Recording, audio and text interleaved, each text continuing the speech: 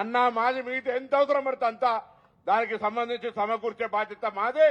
ఆ విధంగా ఈ భవనం పూర్తి చేసుకొని ఈరోజు ఖమ్మం జిల్లాల ఆదర్శంగా తెలంగాణకు ఉండేటువంటి ప్రయత్నం చేయాలని సందర్భంగా కోరుతోన్నా.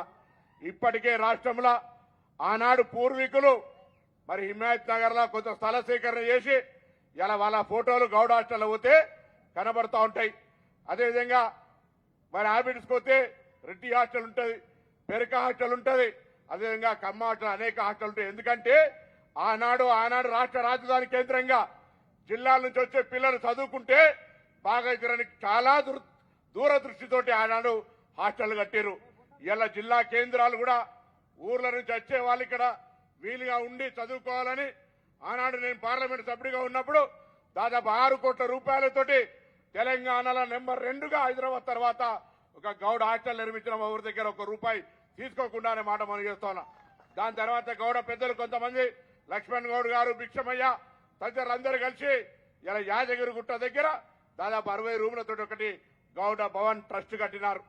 దాని తర్వాత తెలంగాణలో ఉన్న అందరి సహకారంతో వేములవాడలో ఇటీవల 45 రూములతోటి ఒక బ్యూటిఫుల్, మీరు ఎప్పుడైనా రాజరాజేశ్వర స్వామి ఆశీర్వచనకు వస్తే ఒక మంచి సత్రం కడతా ఉన్నారు. జోగులమ్మ దగ్గర కూడా స్థల సేకరణ జరిగింది, కొనవేలి దగ్గర కూడా జరిగింది, భద్రాచలంలో కూడా మరి రామాలయం దగ్గర కూడా ఒక సత్రాలు కట్టినట్టయితే ఆనాడు వాసవి నిత్యన్న సత్రాల్లాగా ఇందుకు సంబంధించినటువంటి పెద్దలు కొంతమంది ఈ సంఘాల భవనాలకు సంబంధించిన కొత్తగా చొరవ తీసుకొని కడతా ఉన్నారు.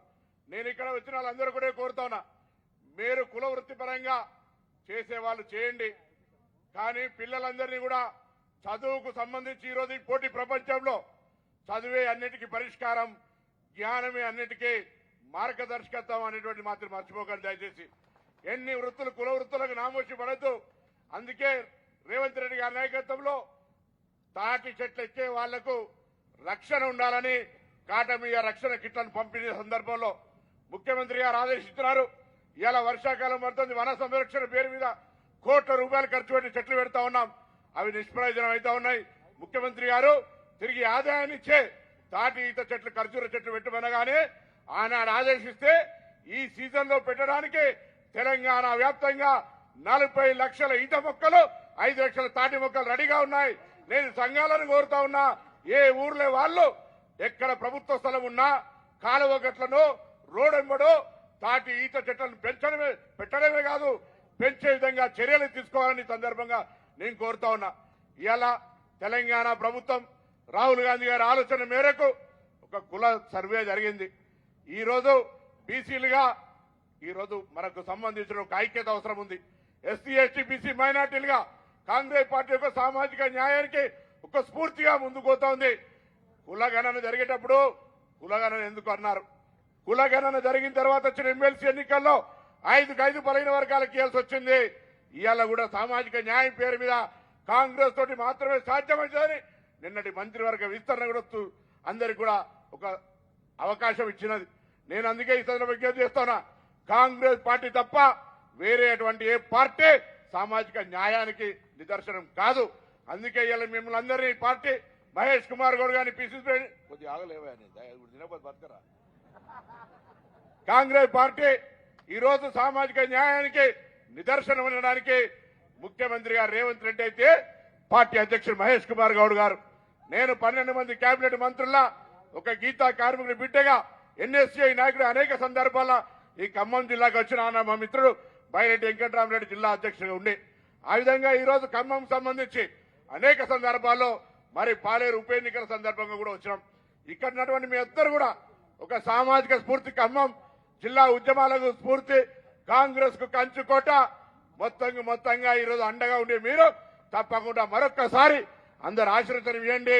రాబోయే కాలంలో అందరూ ఉన్నత స్థానాలకు ఎదిగే విధంగా కష్టపడండి, గౌరవాన్ని కాపాడండి. సాయన ఉన్నాడు గోపా సంఘం నుంచి వృత్తిపరంగా ఉద్యోగస్తులు కూడా 4 సహాయం చేస్తూ పిల్లలకు సంబంధించి చదువుకునే అవకాశం మెరుగుపడే విధంగా చూడాలని కోరుతూ మరొక్కసారి మీ అందరికీ హృదయపూర్వకంగా అభినందనలు.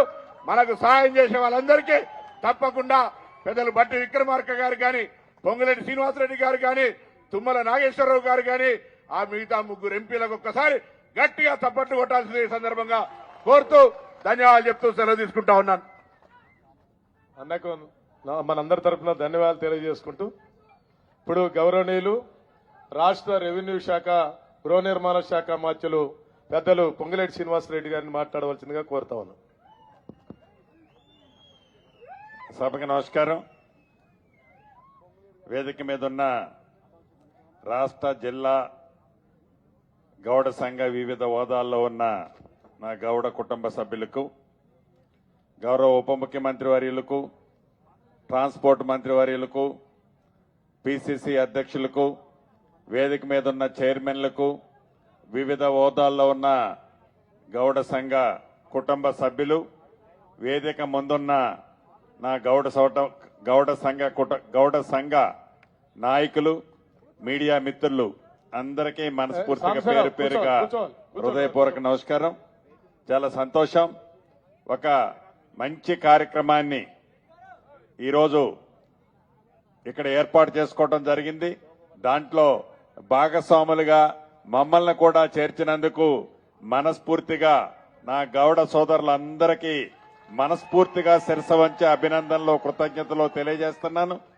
ఏదైతే పొన్నమన్న చెప్పాడో, ఆనాడు పార్లమెంట్ సభ్యుడిగా ఉన్నప్పుడు 10 లక్షలు ఇస్తున్నావన్నా, ఇప్పుడు 10 ఏళ్ళు 7-8 ఏళ్ళు అయింది కాబట్టి దానికి 5 రెట్లు నువ్వు ఇయ్యాలని చెప్పడం జరిగింది.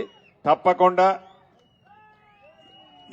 మాకు చెప్పిన ఈ 2.5-3 కోట్లే కాదు, ఇంకా ఏదన్నా కొద్ది గొప్ప తక్కువైనా 100కి 100% ఈ గౌడ సంఘ భవనాన్ని పూర్తి చేసే బాధ్యత ఈ ప్రభుత్వ పక్షాన ఆర్థిక శాఖ మంత్రి గారి పర్మిషన్ తో మీకు తెలియజేస్తూ సెలవు తీసుకుంటున్నానన్న. Thank you. శ్రీనివాసరెడ్డి గారికి అన్నకు మనకు మరి వాళ్ళ ఆర్థిక సాయం మనం అనుకున్న విధంగానే ఇంకెక్కువనే చేస్తున్నందుకు ప్రత్యేకంగా మరొకసారి వారందరికీ ధన్యవాదాలు తెలియజేసుకుంటాను. గౌరవనీయులు మన మరి గౌడ ముద్దుబిడ్డ అయినటువంటి పిసిసి అధ్యక్షులు ఎమ్మెల్సీ మహేష్ కుమార్ గౌడ్ గారిని మాట్లాడవలసిందిగా కోరుతా ఉన్నాం. సభాధ్యక్షులు బాలసాని గారు, గౌరవ ఉప ముఖ్యమంత్రి వర్యులు బట్టి విక్రమార్కన్న గారు, గౌరవ మంత్రివర్యులు శ్రీనివాసరెడ్డి గారు, గౌరవ మంత్రివర్యులు నా తమ్ముడు పొన్నం ప్రభాకర్ గారు, రాయల్ నాగేశ్వరరావు గారు, శాసనసభ్యురాలు రాఘమయ్య గారు, రామదాస్ నాయక్ గారు, పల్లె లక్ష్మణరావు గౌడ్ గారు, నాయుడు సత్యనారాయణ గారు, వేదిక పైన పెద్దలందరికీ, వేదిక ముందున్న పెద్దలందరికీ, పత్రికా మిత్రులకి, చాలా చోట్ల నుంచినటువంటి గౌడ సోదర అన్నదమ్ములందరికీ నమస్కారం. పుట్టుక భగవంతుడు ఏదో కులంలో అవకాశం ఇస్తాడు. నేను గౌడ కులంలో పుట్టాను భగవంతుడి దయ వల్ల. గర్విస్తున్నాను. గౌడ కులంలో పుట్టినందుకు గౌడుగా గర్విస్తున్నాను, గర్వపడతా ఉన్నాను. మిత్రులారా, మనం ఏ కులంలో పుడితే ఆ కులాన్ని ప్రేమించుకోవాలి, గౌరవించుకోవాలి. కానీ వేరే కులాన్ని మాత్రం కించపరచకూడదు. అది నా ధర్మం. ఇవాళ చక్కటి కార్యక్రమం, బీదవారికి ఉపయోగపడే కమ్యూనిటీ హాలు, గౌడ కన్వెన్షన్ని ఖమ్మంలో శంకుస్థాపన చేసుకుంటా ఉన్నాం. హైదరాబాద్లో కొన్ని ఫంక్షన్లు చూస్తూ ఉంటే వాటికి అయ్యే ఖర్చు చూస్తే ఒక సామాన్యుడి జీవితకాలంతో సరిపోతుంది. ఒక్కొక్క పెళ్లికి హైదరాబాద్ ఉన్న కన్వెన్షన్ సెంటర్ అయ్యే ఖర్చు కోట్లలో ఉంటుంది.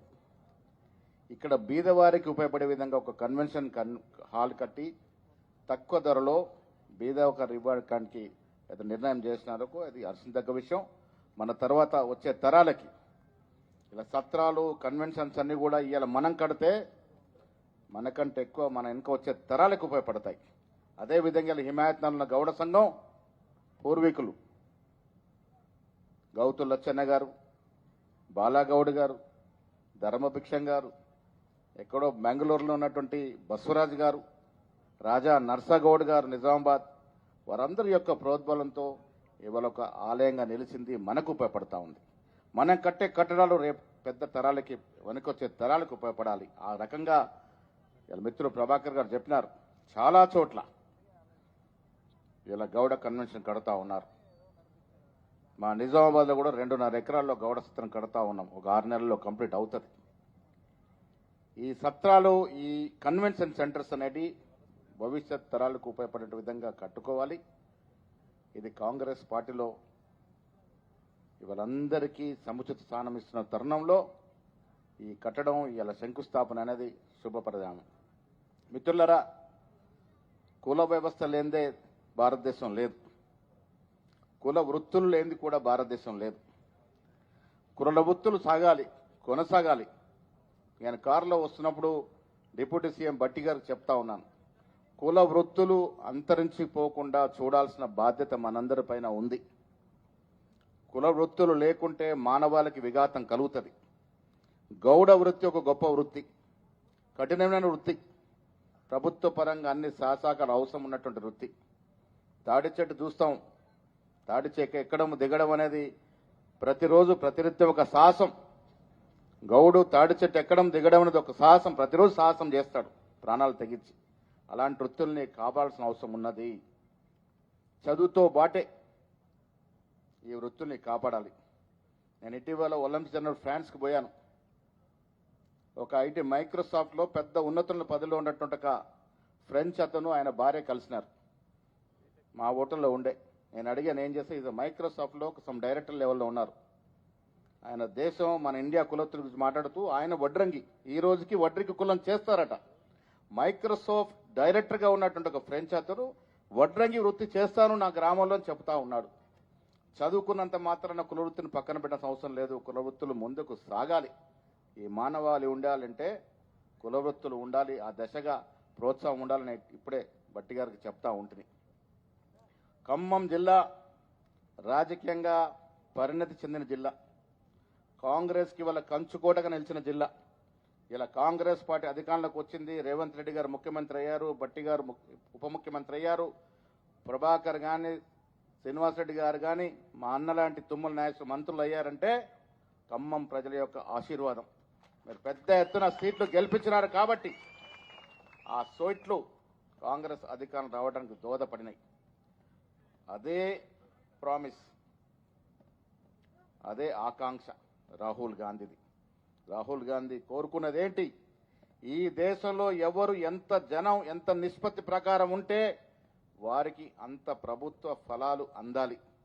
జిస్కి జితని ఆబాది ఉనికి ఉతనే భాగేదారి. అందులో కారణంగానే పుట్టింది కుల సర్వే నినాదం. రాహుల్ గాంధీ గారు చేతపు నినాదాన్ని పరిపూర్ణంగా ఇంప్లిమెంట్ చేసింది ఈ రాష్ట్రంలో ఒక రెడ్డి ముఖ్యమంత్రి రేవంత్ రెడ్డి గారు, ఒక దళిత బిడ్డ అయినటువంటి బట్టి విక్రమార్క గారు. శాస్త్రీయబద్ధంగా ఎక్కడ లొసుగులు లేకుండా పరిపూర్ణంగా కుల సర్వే చేయగలిగినాం. తెలంగాణ రాష్ట్రం ఈ దేశానికి దిక్చూచిగా మారింది కాబట్టి కులం గురించి ఎప్పుడు మాట్లాడని మోడీ గారు కూడా కుల సర్వేకి ఆదేశించినారు, గజెట్ పెట్టినారు. ఇది తెలంగాణ ప్రభుత్వం యొక్క విజయం. యావత్ దేశంలో బీసీలకు ఉపయోగపడే విధంగా మారిందని చెప్పడానికి మాత్రం ఏమాత్రం అతిశయోక్తి లేదు. ఎన్నికల ముందు చెప్పినట్టుగా మిత్రులా నేను చెప్పాను, గౌడ కుడితే గౌడ కులపుడిని గర్విస్తుంది. నాతో పాటు అన్ని కులాలు ఎదగాలి. గౌడ కులంతో పాటు వెనకబడ్డ తరచున్నట్టు అన్ని కులాలు ఎదగాలి, రాజకీయంగా ఎదగాలి, ఆర్థికంగా ఎదగాలి, విద్యాపరంగా ఎదగాలి. అందుకే తీసుకొచ్చాం 42% రిజర్వేషన్. కామారెడ్డిలో నేనే ప్రవేశపెట్టిన డిక్లరేషన్. కాంగ్రెస్ పార్టీ మాట కట్టుబడి ఎన్నికలు జరపాలని ఒత్తిడి ఉన్నా, మా సీనన్న ఎన్నికలు జరిపితే ఫండ్స్ వస్తాయని అన్నప్పుడు లేదన్నా మనం రిజర్వేషన్ తీసుకొచ్చిన తర్వాత ఎన్నికలకు పోదామన్నప్పుడు అందరూ ఒప్పుకొని ఎన్నికలకు పోస్ట్పోన్ చేసి 42% రిజర్వేషన్ తీసుకొచ్చి అసెంబ్లీలో 2 బిల్లు పెట్టి, ఒకటి లోకల్ బాడీస్కి, ఒకటి విద్యా ఉపాధి కోసం తీసుకొచ్చిన ఘనత ఇవాళ కాంగ్రెస్ పార్టీదనే మాట సందర్భం మనం చేస్తా ఉన్నాను. దేశంలో ఉన్నటువంటి అగ్రవర్ణాలు ఉన్నత స్థాయి ఉన్నటువంటి వ్యక్తులకు ధీటుగా కింది స్థాయి వాళ్ళు, కింది కులాలలో బ్రతకాలి, సుఖపడాలనే నినాదం రాహుల్ గాంధీ గారు ఉందో ఆ నినాదాన్ని ఇవాళ తెలంగాణ ప్రభుత్వం నిక్కచ్చిగా అమలు చేస్తూ ఉంది. కాబట్టి యావత్ దేశం తెలంగాణ వైపు చూస్తూ ఉంది. యావత్ దేశం తెలంగాణ ముఖ్యమంత్రి ఉప ముఖ్యమంత్రి బట్టి విక్రమార్క చేస్తున్న కార్యక్రమాల పట్ల చూస్తూ ఉంది. మేము కూడా ఇలాంటి కార్యక్రమాలు చేస్తామని ముందుకు వస్తున్నటువంటి తరుణం ఇది తెలంగాణ ప్రభుత్వం, తెలంగాణ కాంగ్రెస్ పార్టీ విజయం అనే మాట కూడా ఈ సందర్భంగానే మనవి చేస్తా ఉన్నాను.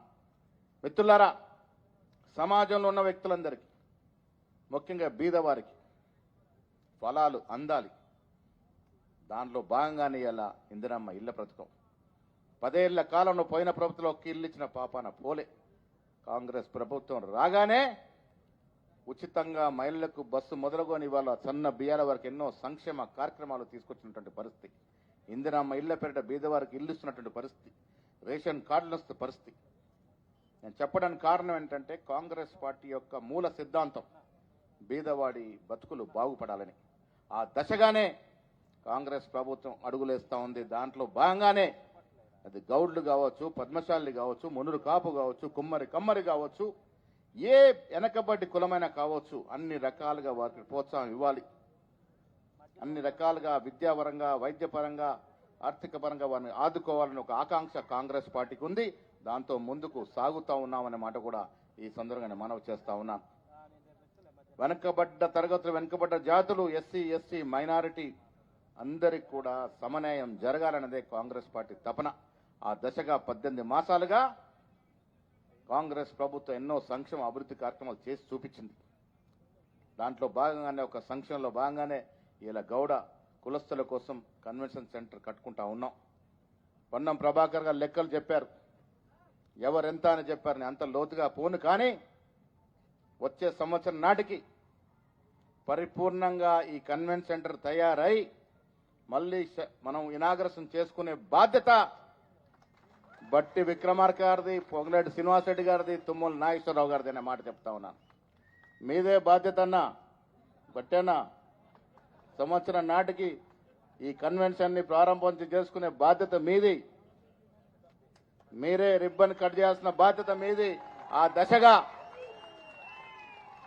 డబ్బులు లెక్క అడగను, టెక్నికల్ లెక్క అడగను, నాకేవి అంతుపట్టాయి, కానీ సంవత్సరం నాటికి మాత్రం బిల్డింగ్ కంప్లీట్ కావాలి. ఆ బాధ్యత మీదే అన్నమాట ఈ సందర్భంగా నేను మనవి చేస్తూ మరొక్కసారి చెప్తున్నా, మిత్రులారా, కులాన్ని ప్రేమిస్తే తప్పు లేదు, కులాన్ని గౌరవిస్తే తప్పు లేదు, మతం మన మతాన్ని గౌరవించుకుంటే తప్పు లేదు. కానీ ఏ ఇతర కులాన్ని, మతాన్ని మనం దేశించకూడదు. ఆ అభిమతాన్ని నమ్మే వ్యక్తిగా నేను ఇలా గౌడ కులస్తుడిగా గర్వపడతా ఉన్నాననే మాట మరొకసారి చెప్తూ ఈ కన్వెన్షన్ సెంటర్ వచ్చే సంవత్సరం నాటికి పరిపూర్ణంగా బట్టి విక్రమార్క, పొంగులేటి శ్రీనివాసరెడ్డి, తుమ్మల నాగేశ్వరరావు, ఇక్కడ ఉన్నటువంటి శాసనసభ్యులు, చైర్మన్ అందరి సహకారంతో పరిపూర్ణంగా కంప్లీట్ చేసుకొని మళ్ళీ ప్రారంభోత్సవానికి వస్తాం. మీ అందరితో మళ్ళీ మాట్లాడతామనే మాట చెప్తూ సెలవు తీసుకుంటా ఉన్నాను. జై హింద్.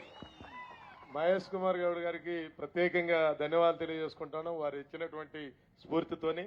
అదేవిధంగా ఈరోజు మన మంత్రులందరినీ అక్కడికి మరి ఏదైతే మనం అక్కడ తెల్లారిపల్లి దగ్గర రిసీవింగ్ పెట్టుకున్నామో దానికి పొంగిలేటి గారు ఖమ్మంలో ఉన్న వారికి వచ్చారు.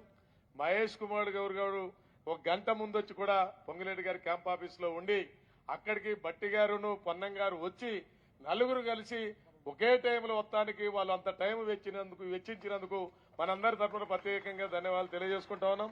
అక్కడ రిసీవింగ్ కాడ సైదుల్ గౌడ్ గారు, ఆయన మధుర నియోజకవర్గానికి వస్తారు, వారు, రమేష్ గారు, అంబాల వెంకటేశ్వర్లు గారు, వెంకటనారాయణ గారు, పాలేరు నియోజకవర్గానికి సంబంధించినటువంటి వాళ్ళు, ఖమ్మం నుంచి పెద్ద ఎత్తున వచ్చిన వాళ్ళందరికీ ప్రత్యేక ధన్యవాదాలు తీసుకుంటూ ఇప్పుడు మన ఉప ముఖ్యమంత్రి వర్యులు పెద్దలు గౌరవనీయులు వారిని బట్టి విక్రమార్క గారిని మాట్లాడవలసిందిగా కోరుతా ఉన్నాం.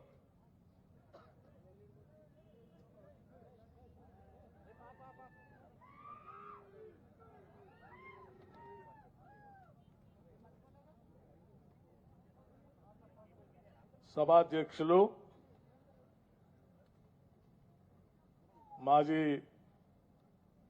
శాసన పరిషత్ సభ్యులు సోదరులు బాలసాని లక్ష్మీనారాయణ గారికి,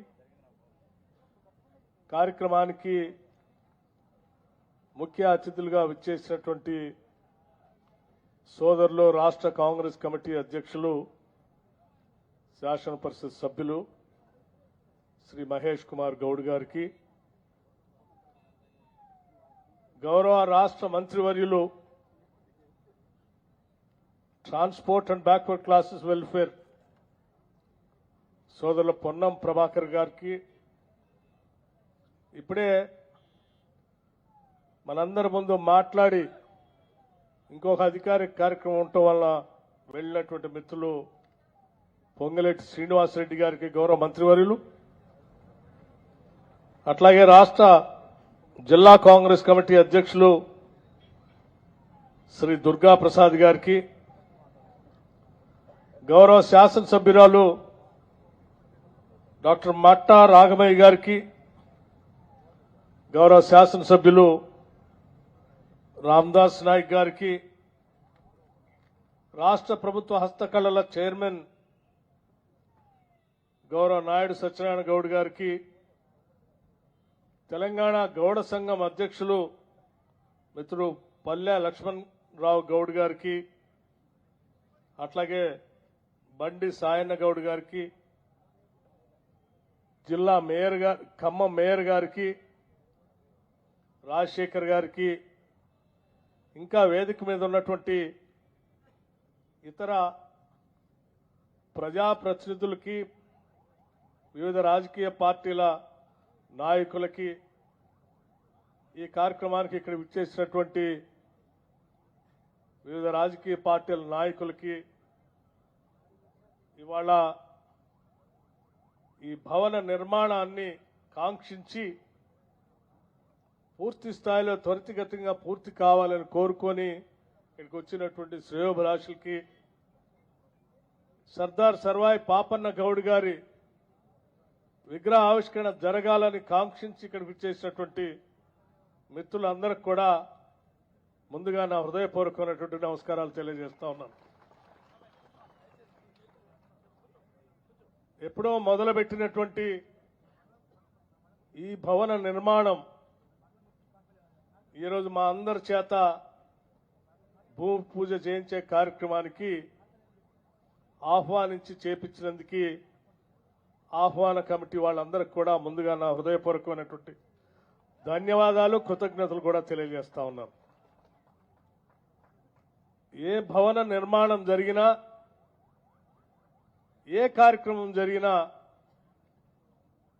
అది భవిష్యత్ తరాల అభివృద్ధి కోసం ఉపయోగపడేటట్టుగా ఉండాలి. ఇక్కడ జరిగేటువంటి నిర్మాణం ఇప్పుడే రాష్ట్ర కాంగ్రెస్ కమిటీ అధ్యక్షులు చెప్పినట్టు హైదరాబాద్ నగరంలో కట్టినటువంటి గౌడ హాస్టల్ ఆనాటి పెద్దలు బాలగౌడ్ గారు కావచ్చు, లేకపోతే ఇతర నాయకులు కావచ్చు, విఎన్ గౌడ్ గారు కావచ్చు, బసవరాజ్ గౌడ్ గారు కావచ్చు, వాళ్ళందరూ ముందు చూపుతో రాష్ట్రం నుంచి నలుమూల నుంచి వచ్చినటువంటి పేద విద్యార్థులు చదువుకోవటానికి హైదరాబాద్ నగరంలో కూడా ఒక వసతి గృహం ఉండాలి, తద్వారా విద్యను అభ్యసించి వాళ్ళు కూడా ఉన్నత స్థానానికి ఎదగాలనేటువంటి ఆలోచనతో ఆనాడు ఏర్పాటు చేసిన గౌడ హాస్టల్ అనేక మంది మేధావుల్ని ఈ రాష్ట్రంలో తయారు చేసింది. అత్యంత చైతన్యవంతమైనటువంటి ఖమ్మం జిల్లా బలహీన వర్గాలకు పెద్ద పెట్టినీళ్ళైనటువంటి ఖమ్మం జిల్లాలో అటువంటి కార్యక్రమం చేపట్టి భవిష్యత్ తరాలకు విద్యాబుద్ధులు నేర్పటమే కాకుండా సామాజిక కార్యక్రమాలు నిర్వహించుకోవటానికి కూడా వసతి ఏర్పాటు చేసుకునే ఈ భవన నిర్మాణం తప్పనిసరిగా పెద్ద ఎత్తున ఈ సమాజానికి ఉపయోగపడుతుందని నేను భావిస్తా ఉన్నాను. ఇవాళ మనం సర్దార్ సర్వాయి పాపన్న గౌడ్ గారి విగ్రహ ఆవిష్కరణ కోసం భూమి పూజ కార్యక్రమం చేసుకున్నాం. ఎవరిదైనా ధీరోదాత్తుల విగ్రహాలను ఎందుకు పెట్టుకుంటాం? వారు స్ఫూర్తిదాయకంగా మనకు ఉండాలని, వారిని చూసినప్పుడల్లా మనం అంతా స్ఫూర్తి పొందాలని, తద్వారా వారి మార్గాల్లో మనం నడిచి విజయాలు సాధించాలని. మరి సర్వాయ పాపన్న గౌడ్ గారు ఎక్కడో వరంగల్ జిల్లాకి 40 కిలోమీటర్ల దూరంలో ఉన్న ఒక పల్లెటూరులో తాటికొండలో 40 కిలోమీటర్ల దూరంలో పుట్టి ఒక సామాన్య కుటుంబంలో పెద్ద ఎత్తున ఈ సమాజాన్నే ప్రభావితం చేసి ఒక రాజుగా ఎదిగాడు అనంటే అది మామూలు విషయం కాదు. 1702లో ఆయన కోటలను కొల్లగొడుతూ 1709 కల్లా చివరికి హైదరాబాద్లో ఉన్న గోల్కొండను కూడా కొల్లగొట్టి రాజుగా నేను కూడా శాసించగలను, పాలించగలనని స్ఫూర్తినిచ్చినటువంటి గొప్పవాడు. సరే, అతని విజయం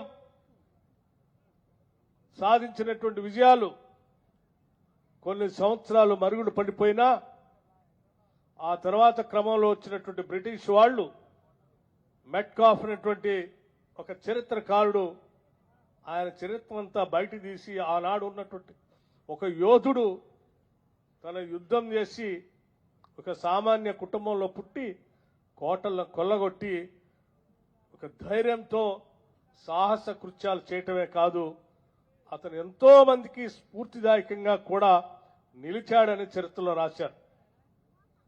అటువంటి సర్దార్ సర్వాయి పాపన్న గౌడ్ విగ్రహాన్ని ఈరోజు ఖమ్మం నడిబొడ్డులో ఇక్కడ మనం విగ్రహాన్ని ఏర్పాటు చేసుకోవటానికి భూమి పూజ కార్యక్రమం చేసుకున్నాం. ఆ విగ్రహం త్వరితగతిన పూర్తి కావాలి. ఆయన జీవితం, ఆయన విగ్రహం మనందరికీ స్ఫూర్తిదాయకంగా నిలబడాలి. అలా నిలబడటం కోసం మనందరం కృషి చేద్దామని మీ అందరికీ నేను సవినయంగా మనవి చేస్తూ, ఈనాడు పాలన చేస్తున్నటువంటి కాంగ్రెస్ ప్రభుత్వం ఇది ఇందిరమ్మ రాజ్యం, ప్రజా ప్రభుత్వం. ఇది ప్రజల అవసరాలే అజెండాగా మార్చి ఆ అజెండానే చట్టాలుగా మార్చి పాలన చేసేటువంటి ప్రభుత్వం ఈరోజు రాష్ట్రంలో పరిపాలన చేస్తాం. ఇప్పుడే మిత్రులు పొన్నం ప్రభాకర్ గారు కానీ లేకపోతే రాష్ట్ర కాంగ్రెస్ కమిటీ అధ్యక్షులు మహేష్ కుమార్ గౌడ్ గారు కానీ చెప్పినటువంటి దృష్టాంతాలు నేను కూడా తప్పనిసరిగా మీ అందరికీ 2 విషయాలు గుర్తు చేయదలుచుకున్నా.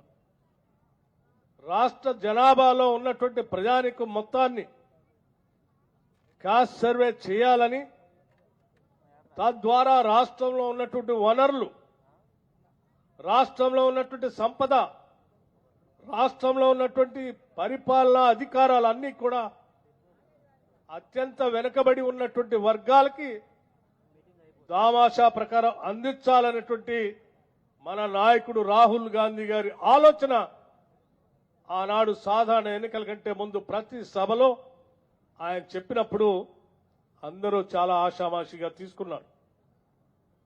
కానీ ఆయన సభలో ఆనాడు సిఎల్పి లీడర్గా నేను పాల్గొన్నప్పుడు ఆయన ఉపన్యాసాలను చాలా సభల్లో నేను ట్రాన్స్లేట్ చేశాను. వారి భావాన్ని అర్థం చేసుకొని ఈ రాష్ట్ర అధికారంలోకి రాగానే కాంగ్రెస్ పార్టీ తెలంగాణ నుంచే మేము మొదలు పెడతామని ఆయన ఇచ్చినటువంటి హామీని కూడా గుర్తుపెట్టుకొని ఈ రాష్ట్రంలో ఇందిరమ్మ రాజ్యం రాగానే రాష్ట్ర ముఖ్యమంత్రి రేవంత్ రెడ్డి గారు, నేను, మా మంత్రివర్గ సహచరులు పొన్నం ప్రభాకర్ గారు, అట్లాగే ఇప్పుడే మాట్లాడి వెళ్ళినటువంటి శ్రీనివాసరెడ్డి గారు, ఇతర మంత్రివర్గ సహచరులు అందరూ కలిసి ఏకగ్రీవంగా రాహుల్ గాంధీ గారు చెప్పిన నిర్ణయాన్ని ఈ రాష్ట్రంలో అమలు చేయాలని కేబినెట్లో నిర్ణయం చేసి, శాసనసభలో తీర్మానం చేసి, ఈ శాసనసభ రాష్ట్ర ప్రభుత్వం చేసినటువంటి తీర్మానాలు ఆదేశిస్తే ఆ ఆదేశాలకు అనుగుణంగా ప్లానింగ్ శాఖను చూస్తున్న నేను ఆ సర్వేని ఒక్క చిన్న పొరపాటు కూడా జరగకుండా రాష్ట్రంలో కేవలం 50 రోజుల్లో పూర్తి చేసి ఈ దేశ చరిత్రలోనే ఈ ఒక్క తెలంగాణ రాష్ట్రంలోనే చేయగలిగామని చేసి చూపించాం. ఎందుకంటే స్వాతంత్రం వచ్చిన తర్వాత ఈ దేశంలో ఏ రాష్ట్రంలో ఈ దేశమే చేయలేదు. స్వాతంత్రం రాకముందు ఎప్పుడో 1931లో జరిగినటువంటి కులగణన తప్ప ఆ తర్వాత కులగణన ఎవరు సాహసం చేయలేదు, చేయలేకపోయారు. ఇక్కడ మొదలుపెట్టినప్పుడు కూడా చాలా పొరపాట్లు జరుగుతాయి, చాలా తప్పులు పట్టుకుందామని చాలా మంది ప్రయత్నం చేశారు.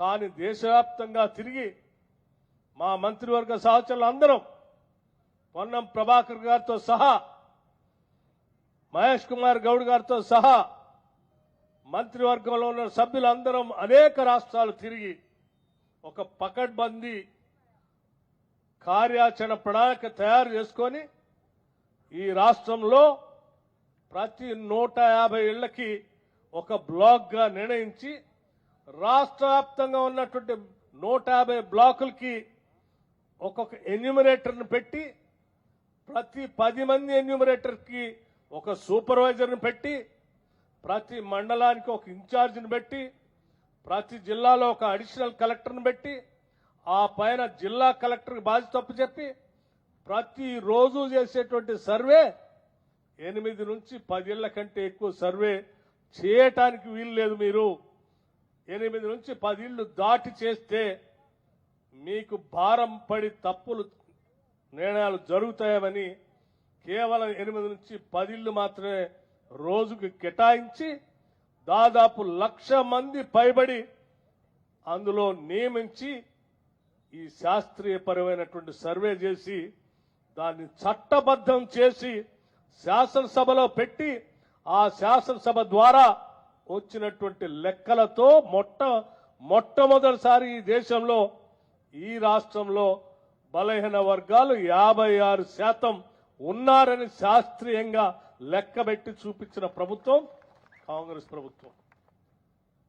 చూపించడం కాదు, దానికి అనుగుణంగా స్థానిక సంస్థల్లో 42% కాంగ్రెస్ పార్టీ ఎన్నికల సందర్భంగా ఆనాటి పిసిసి ప్రెసిడెంట్ గా రేవంత్ రెడ్డి గారు ఇచ్చినటువంటి హామీని లెక్కలతో సహా సభలో పెట్టి 42% రిజర్వేషన్ బలహీన వర్గాలకి స్థానిక సంస్థల ఎన్నికల్లో కల్పించి ఉద్యోగ అవకాశాల్లో కూడా కల్పించి ఆ చేసిన చట్టాన్ని కేంద్రానికి పంపించాం.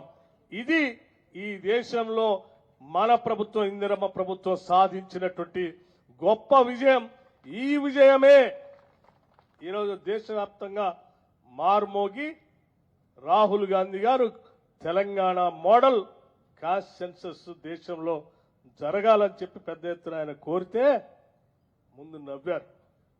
ఆ తర్వాత ఆయన లెక్కలతో సహా ఒక్కొక్కటి బయట పెడతా ఉంటే తప్పనిసరి పరిస్థితుల్లో చివరికి ఈ దేశ ప్రధాని కూడా దేశంలో కాస్ట్ సెన్సస్ చేస్తామని ప్రకటించాల్సిన పరిస్థితి ఈ తెలంగాణ ప్రభుత్వం దేశానికి దశాదిశ నిర్దేశం చేసింది. ఇది ప్రజాప్రభుత్వం సాధించినటువంటి విజయాలు. ఈ విజయాలతో భవిష్యత్తులో తప్పనిసరిగా ఈ రాష్ట్ర వనరుల్ని ప్రజల దామాషా ప్రకారం పంచే విధానాన్ని బడ్జెట్లో కూడా భవిష్యత్తులో కేటాయిస్తాం. కేటాయించేటువంటి నిధుల్ని నిష్పక్షపాతంగా ఖర్చు చేస్తాం. ఆ ఖర్చుతో ఈ రాష్ట్రంలో ఉన్నటువంటి అన్ని వర్గాల ప్రజలు జీవన స్థితిగతులు పెరిగి విద్యా అవకాశాలు పెరిగి ఉపాధి అవకాశాలు పెరిగి అంతిమంగా అందరూ సమానంగా ఎదిగేటువంటి ఒక సమసమాజ నిర్మాణం చేయటమే కాంగ్రెస్ పార్టీ లక్ష్యంగా ఈ ప్రభుత్వం ముందుకు పోతుందని కూడా ఈ సందర్భంగా మీ అందరికీ మనవి చేస్తా ఉన్నాం. మిత్రులారా, ఈనాడు ఈ భవన నిర్మాణం కేవలం 1 సంవత్సర కాలంలో పూర్తి చేయండి అని రాష్ట్ర కాంగ్రెస్ కమిటీ అధ్యక్షులు వారు చెప్తా ఉన్నారు. ఎస్, తప్పనిసరిగా ఖమ్మం జిల్లా నుంచి ప్రాతినిధ్యం వహిస్తున్నటువంటి ఒక ప్రజాప్రతినిధిగా డిప్యూటీ సీఎంగా ఆర్థిక శాఖ చూస్తున్నటువంటి వ్యక్తిగా నా పక్కన ఉన్నటువంటి బీసీ వెల్ఫేర్ మంత్రి గారు చెప్పినట్టుగా తప్పనిసరిగా రాష్ట్ర కాంగ్రెస్ కమిటీ అధ్యక్షులు వారు చెప్పినట్టుగా తప్పనిసరిగా సాధ్యమైనంత మేరకు సంవత్సర కాలంలో ఈ భవన నిర్మాణమే కాదు, ఇక్కడ కోచింగ్ సెంటర్ కూడా వచ్చేటట్టుగా, కోచింగ్ సెంటర్ కూడా ఉండేటట్టుగా, ఈ కోచింగ్ సెంటర్ తో పాటు సర్దార్ సర్వాయి పాపన్న గౌడ్ గారి విగ్రహ ఆవిష్కరణ కూడా జరిగేటట్టుగా, వారు స్ఫూర్తితో ఇక్కడ విద్యా బుద్ధులు నేర్చుకొని ఈ దేశంలో అత్యున్నతగా ఎదగటానికి కావలసినటువంటి ఒక అద్భుతమైనటువంటి ప్రాంగణంగా దీన్ని తీర్చిదిద్దుదామని చెప్పి మీ అందరికీ మాటిస్తూ మీరందరూ కూడా దానికి సహకరించవలసిందిగా కోరుతూ సెలవు తీసుకుంటున్నాను. జై హింద్.